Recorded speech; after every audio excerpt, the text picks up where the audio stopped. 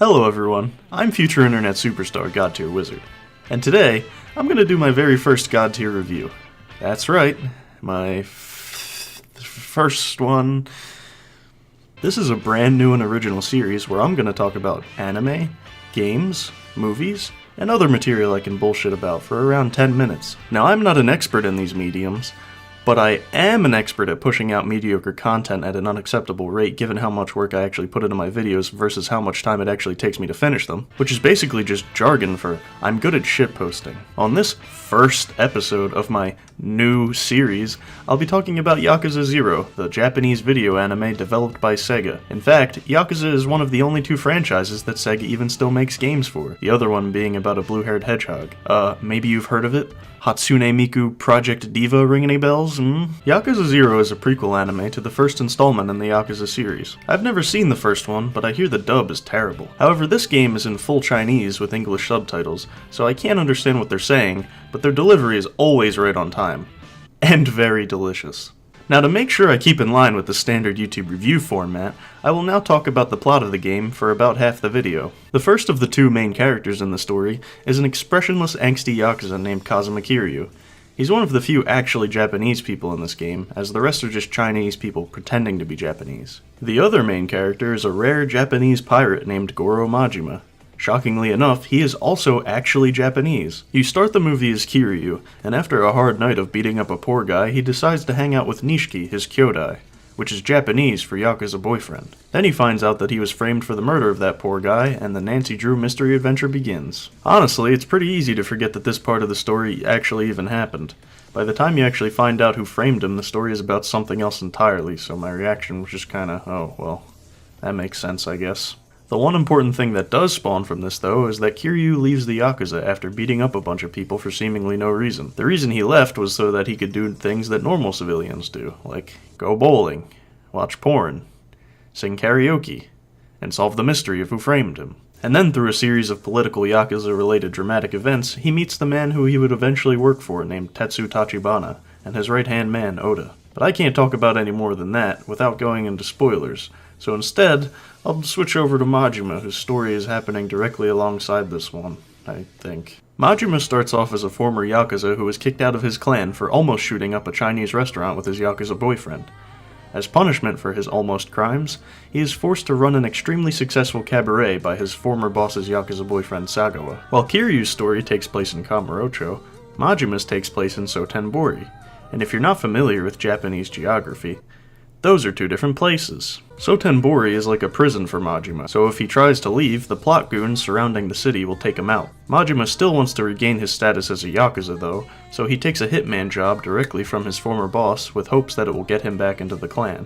Turns out, after some more Nancy Drew investigation, that the job was to kill a sexy blind girl who was being protected by a Chinese massage assassin. Majima didn't know why his boss wanted the girl dead, and didn't have the heart to do it, so his romantic fugitive arc starts here. Now I'm going to talk about spoilers, so if you don't want to hear them, skip to this timestamp. Probably should have done that already, realistically, because this is really just nothing. This part is just nothing. So as it turns out, this girl is the key point to the entire plot of the show, and the linking point between Kiryu and Majima. She feels like more of a plot MacGuffin than a human being at this point, but let me try to break down just how important she is.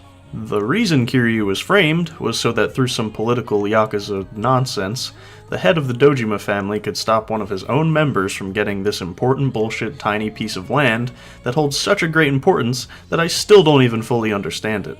This specific Yakuza member is Kiryu's orphan-loving convict father figure, Captain Kazuma, not to be confused with Kiryu's last name, Kazuma.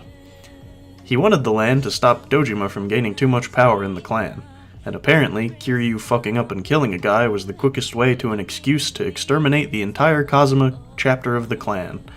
I guess. The reason that Makoto, the sexy blind girl, is so important is because she owns the deed to that tiny piece of bullshit land that everybody in the game wants to get their goddamn hands on, so essentially, if you hold the Makoto, you hold the land and the power.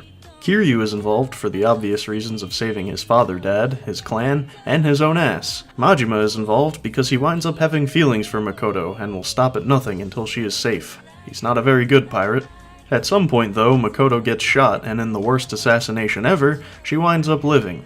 So Dojima thinks she's dead, and he can get the land through political, legal Yakuza bullshit.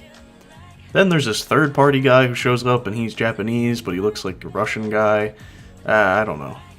It turns out the Japanese-Russian guy also works for Captain Kazuma, and by the end they sell the land to the girl, and she also gets her sight back, and Kiryu and Majima join their respective Yakuza families, and everything's back to the way it started. Except Dojima is a very sad boy, and Majima is crazy now, and the blind girl is the luckiest Chinese-Japanese girl on the planet.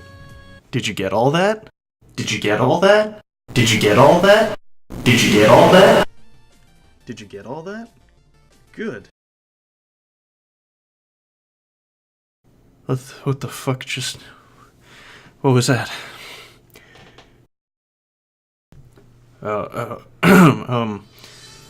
So I realize I may have missed some probably important details when describing the plot for more than half the video at this point, but since I did this from memory and I'm like super lazy, I'm just gonna move on to the review part of the video.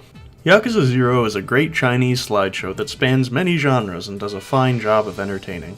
The gameplay is fun enough not to be repetitive, and the story, while sometimes confusing, is cohesive and interesting enough to keep you wanting to play. And of course, the writing of the sub-stories is amazing and hilarious, and I'm pretty sure it's what the series is most known for. But this movie does more than just entertain you. It also sends a powerful message in here. The entire show, Kiryu and Majima never meet until the very end of the last episode. Throughout all this, their actions and fates have intertwined, but in the end, they start right back where they were in the beginning. But now they are changed men, for better or for worse. In fact, you could even say that the story started when they became Yakuza Zeros, and now they have become Yakuza. It goes to show you that life is never about the destination. It's always about the journey. It's about the people you meet along the way, and the experiences you have. But even more so, that those experiences won't always be happy ones, and many will probably be very sad. So all we can do is just move forward, without any regrets. Without any regrets. Without any regrets.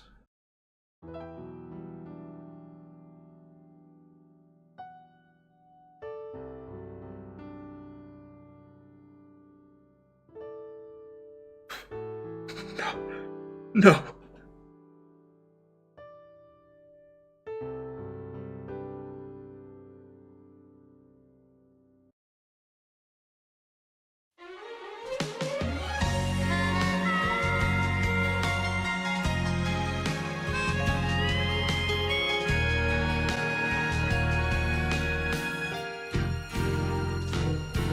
Baka mitai kodomo nano ne.